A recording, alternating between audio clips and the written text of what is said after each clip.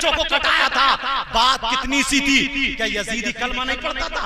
Yazidi कलमा पढ़ता था, वो अपने आप को मुसलमान कहलाता था, मगर शराब पीता था, ढोल बजाता था, नाजायज काम करता था, अपने घर में नाजायज लड़कियां रखता था, सौतेली माँ से निकाह जायज कर दिया था, सगी बहनों के साथ गलत हरकतें होने लगी थी, चचा भतीजी के साथ और भतीजा चची के साथ। मेरे इशारे समझ रहे होगे, ढोल बज रहे थे, आतिशबाजियां चल रही थी, ये नाच सब कुछ था। तो जितने अच्छे लोग थे यजीद से बैत नहीं कर रहे थे, हाथ में हाथ नहीं दे रहे थे, तो यजीद से कहा अगर हुसैन ने हाथ में हाथ दे दिया तो सारी कौम तुम्हारी हो जाएगी, इसलिए नबी का नवासा है। तो हुसैन से मुतालबा किया था, मुझसे बैत कर लो, मेरी बात मान लो।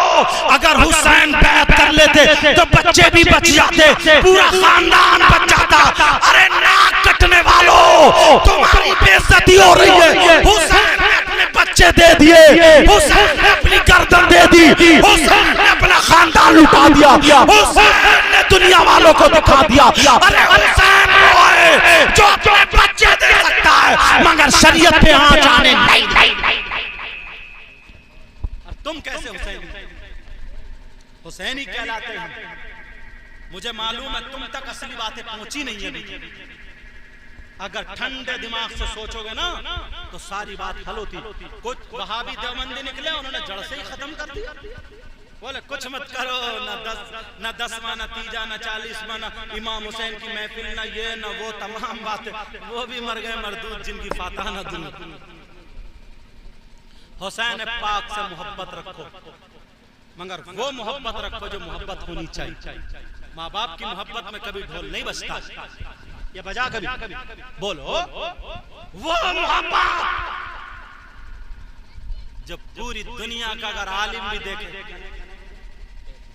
बेहपुरी कि हाँ बेहपुरी के लोग हैं, 10 तारीख को रोजा रखो, कुरान शरीफ की तिलावत करो, लंगर चलाओ, बच्चों को खिलाओ, बड़ों को खिलाओ, गरीबों को खिलाओ, मालदारों को, सबको खिलाओ। समझ में आ रही है? हुसैन पाक के नाम पर मिटाओ यार।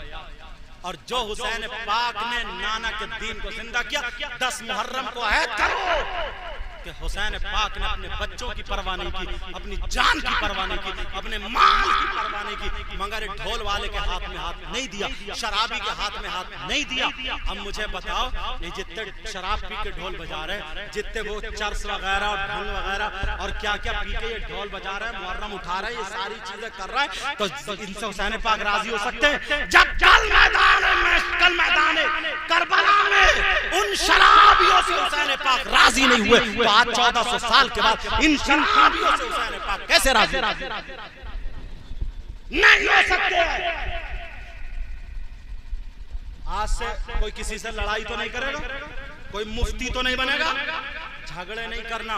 किसी को कोई बात अगर लगती हो कहीं शक को शुबा की, मेरा फोन हो, मुझसे पूछ लियो, मियाँ हुजूर के मदरसे में चले जाइयो, ये मुफ्तियान किराम है, इनसे पूछ लियो, हमसे नहीं बताएगा, हम किताबों से अपने उस्तादों से देख के बताएंगे। समझ में आ रही बात? मगर तुम्हें आपस में खुदा के वास्ते झगड़ा मत कर लियो तकरीर के बाद। तुम्हें लड़ाई झगड़े की कोई जरूरत नहीं, क्योंकि तकरीरें ना कुछ लोग संभलते तो कम है मगर उल्टी ज्यादा ले जाते हैं। इसलिए मैं पहले मिंबर शरीफ पे बैठा कुर्सी पे, तो पहले मैंने ये कह दिया, क्योंकि इन लोगों से मक्के मदीने में मेरे ताल्लुक रहा, साथ में खाया, मैंने खिलाया, इन्होंने खिलाया, ये दोनों हजरात ने साथ में नमाजें पढ़ी, इन्होंने मेरे पीछे नमाजें पढ़ी, साथ में हम लोगों ने तवाफ भी किया, सरकार के रोजे पे भी गए, जगहों पे सब में। हो सकता किसी के दिल में आए कि दावत भी इन लोगों ने वहीं से मक्के मदीने से ही दे दी, हाफिज राशिद साहब के जरिए आप लोगों तरफ से दावत में आए, मेरे वालिद साहब से भी मैंने इनसे कहा भी आइए घर पे कभी तशरीफ लाइए, अब सही बातें होती तो कहीं किसी के दिल में ये आ जाए यार इन दोनों ने तो नहीं चढ़ा दिया। तो मैं मिंबर शरीफ पे बैठा हूँ, अल्लाह की कसम खा के मैं झूठ नहीं बोलूंगा। और अगर अब कोई अगर इस तरीके की उस तरीके की बात करे तो अपना हिसाब उसका उसके साथ। समझ में आ रही? क्योंकि मैं जो आया हूँ फसाद फैलाने के लिए नहीं आया हूँ, मैं तुम्हारे अंदर इस्लाह करने के लिए, मैं तुम्हारे अंदर मोहब्बतें देखना चाहता हूँ। और एक बात और सुनो, अगर कल को कुछ लोग ऐसे जरूर होंगे जो उसमें शामिल हुए होंगे। 1:30 बजे, हाँ 1:30 बजे तक मौलाना राशिद ने बता दिया, बोले आपके लिए 1:30 बजे तक है। तो कुछ लोग ऐसे होंगे जिन्होंने ढोल बजा भी लिया होगा, जिन्होंने ये, तो खुदा के वास्ते उनको टॉर्चर मत करिए। कुछ लोग होते हैं ना, हाँ भाई सुनिए तकरीर हजरत की, बहुत ढोल बजाता था, बजाइए तू मत कहिए, वरना तुम ढकेल दोगे उसे। हाथ जोड़ के कह के जा रहे, मत कहियो यार ऐसा, समझ रहे बात मत करना यार। मैं कह रहा हूं बस यही काफी है मेरे लिए, तुम मत कहना, क्योंकि इंसान है ना और नफ्स है, फिर वो चिढ़ जाएगा, वो ये कहेगा हाँ तो उससे रोका जा, रोक ले मैं और बजाऊंगा। यही वजह है जब आदमी का इंतकाल होता हो तो उससे कहना नहीं चाहिए कलमा पढ़ ले, कलमा पढ़ ले, कलमा पढ़, कलमा पढ़, कलमा पढ़, कहना मना है। क्या पता उसने उस वक्त में गुस्से में ये कह दिया नहीं पढ़ूंगा कलमा में, और कलमा कोई चीज नहीं है, और इंतकाल होगा खत्म। इसीलिए तरीका यह है कि लोगों आपस में तुम कलमा पढ़ो, ताकि इसके जहन में अगर कोई भूला भटका हो तो पता चल जाए ये भी पढ़ने लगे, उसके पास कलमा पढ़ने का हुक्म है, और उसकी तरफ को देख के आंखें चला के ला इलाहा इल्लल्लाह, समझे, ये उसको चढ़ाना। कुछ लोग ऐसे होते हैं जो गांव में पिन लगाते हैं, ये भी याद रखियो, तो मैं अल्लाह और रसूल का वास्ता, मैं सब बातें इसलिए बोल के जा रहा हूं कि किसी तरीके की कोई कमी रहनी नहीं चाहिए, समझ रहे बात मेरी।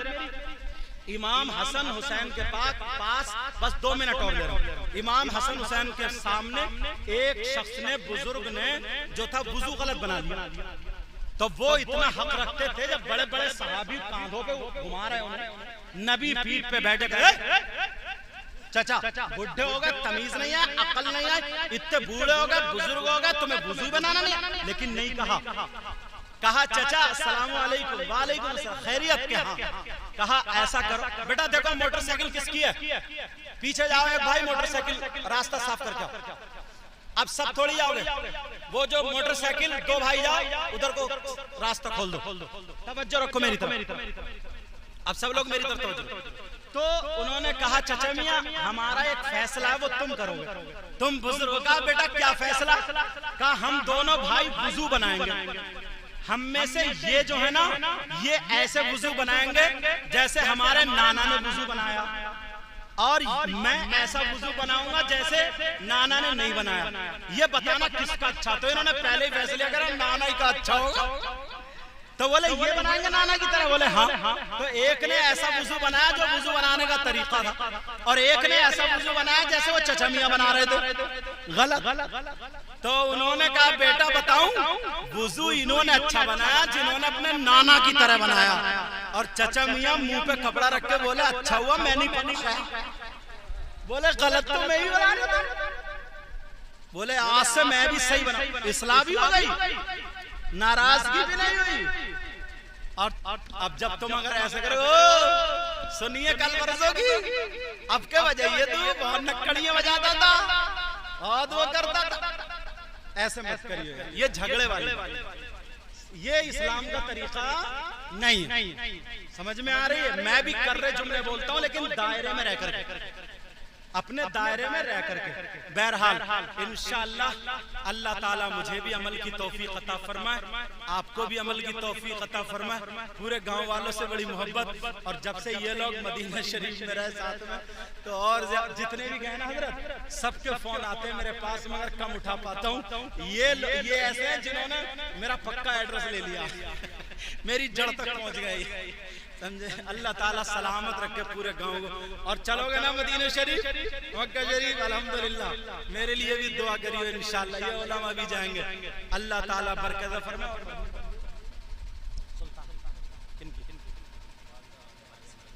इनकी अच्छा अच्छा